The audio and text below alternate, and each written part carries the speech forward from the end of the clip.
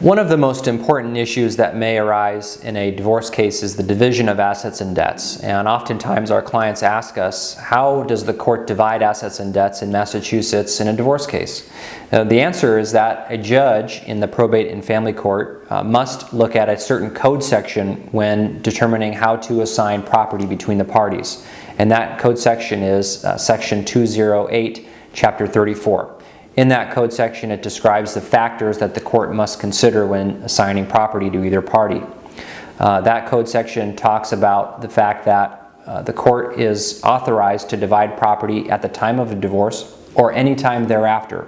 There was one case when a party brought a petition asking the court to divide property 10 years after the divorce case was completed. And the court actually did divide the property because it hadn't been divided in the divorce case itself 10 years earlier. There's a shift toward assigning property to spouses in lieu of or in addition to spousal support or alimony.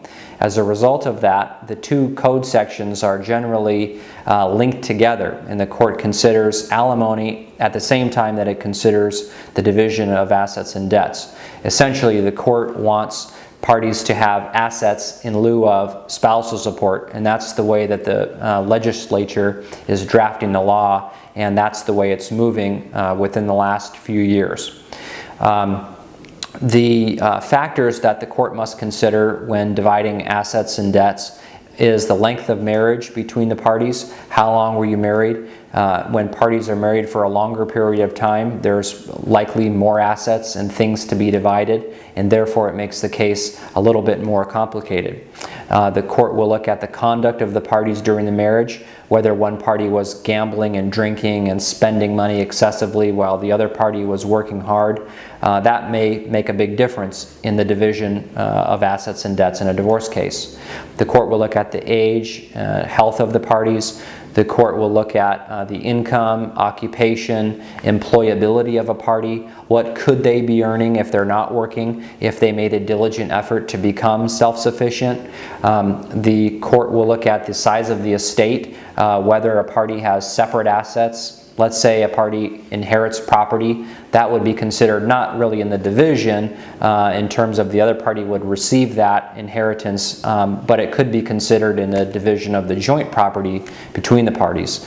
The court will look at the liabilities of the parties, the needs of each party, the opportunity to acquire assets in the future, where you have one spouse who is a high income earner and another spouse who is a homemaker, for example. The homemaker is probably going to have a much reduced ability to acquire assets in the future, and the court will certainly consider that when assigning property at the time of the party's divorce.